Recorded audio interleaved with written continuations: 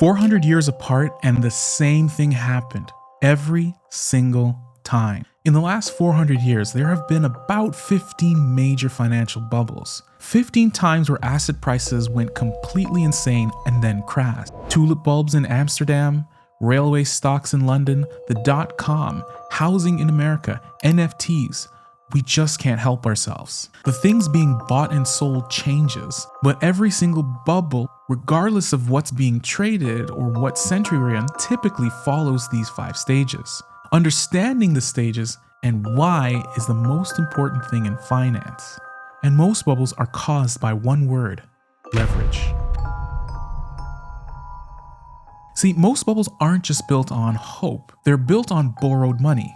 When prices start falling, banks make margin calls, people are forced to sell, which typically drives prices lower faster, which triggers more margin calls, and then it just becomes a complete death spiral. Now, here's the thing that should keep you up at night. This pattern, these stages, it's not hidden knowledge. Economists have studied it for centuries. Every time a bubble forms, experts warn about it, and yet, millions of rational people ignore the warning signs and pile in. Why? It's because our brains are designed for a world that no longer exists. Let me show you exactly how by going through each of the stages.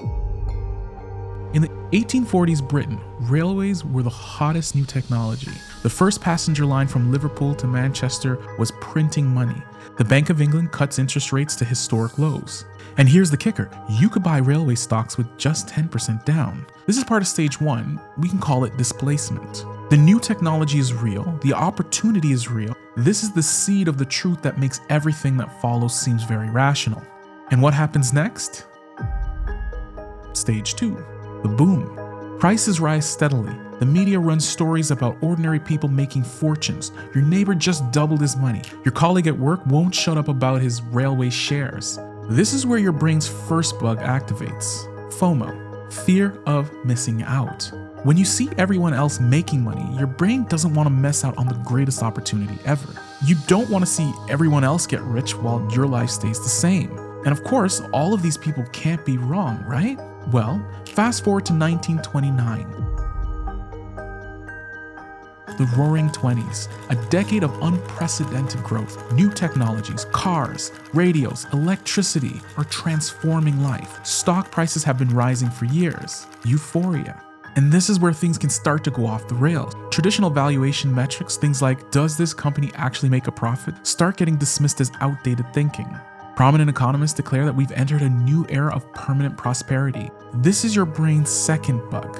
Confirmation bias. During euphoria, you actively seek out information that confirms what you want to believe, that prices will keep rising, that you're right, while ignoring and dismissing anything that contradicts it. In 1929, investors abandoned traditional valuation metrics. Media celebrates a new paradigm. Ordinary people max out credit to buy stocks. Leverage ratios hit dangerous levels. In the 2000s, investors abandoned price-to-earnings ratio. Media celebrates a new economy. Ordinary people max out credit to buy tech stocks. Companies with zero revenue valued at billions. It's the same movie, different actors, same scripts. If we jump to housing, from 1997 to 2006, American household prices rose 124%. People genuinely believed, and this was a mainstream view, that housing prices never fall national. It had never happened before, therefore it couldn't ever happen. Banks and people bet the farm on it. When the housing market turned, the whole structure collapsed. But this time, prices deflated fast. The railway mania bubble took years to fully deflate. 1929 crash, weeks of chaos. 2008 crash, days before banks started to fail. The 2010 flash crash, minutes of an algorithmic panic. Bubbles are getting faster. Technology has actually accelerated everything, including the speed that bubbles pop. Which brings us to today. Stocks related to AI account for about 75% of the stock market returns. We have companies valued at billions despite massive losses. Global AI spending is projected to hit about $500 billion. It feels like we've been here before. So here's the uncomfortable question.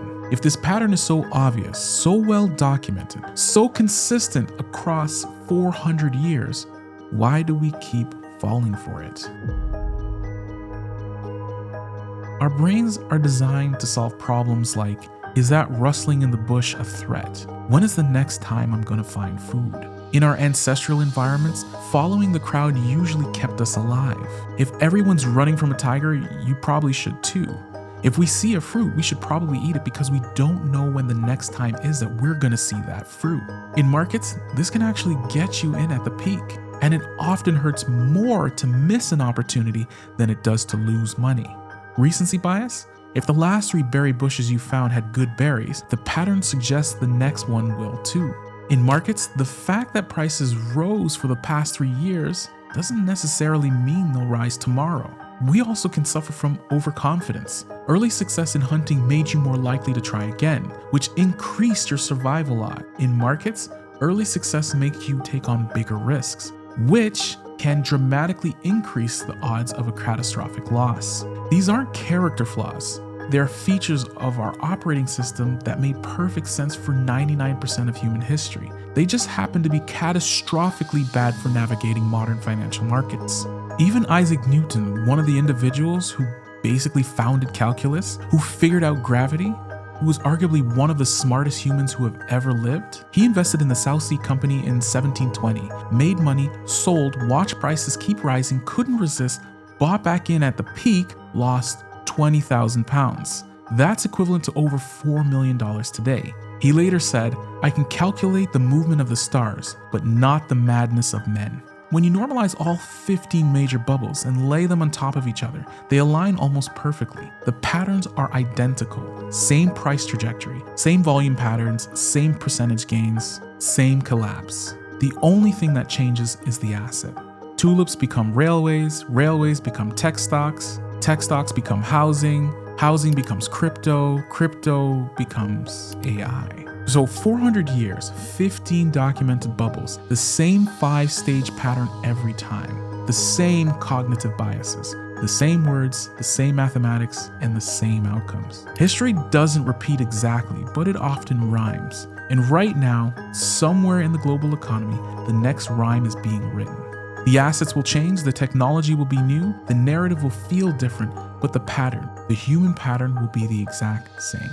The only question now is, are we in the middle of a bubble, and are you going to learn from every bubble that's came before? If you want to keep exploring how technology is reshaping the economy, money, work, subscribe, and you're going to want to watch this video right here.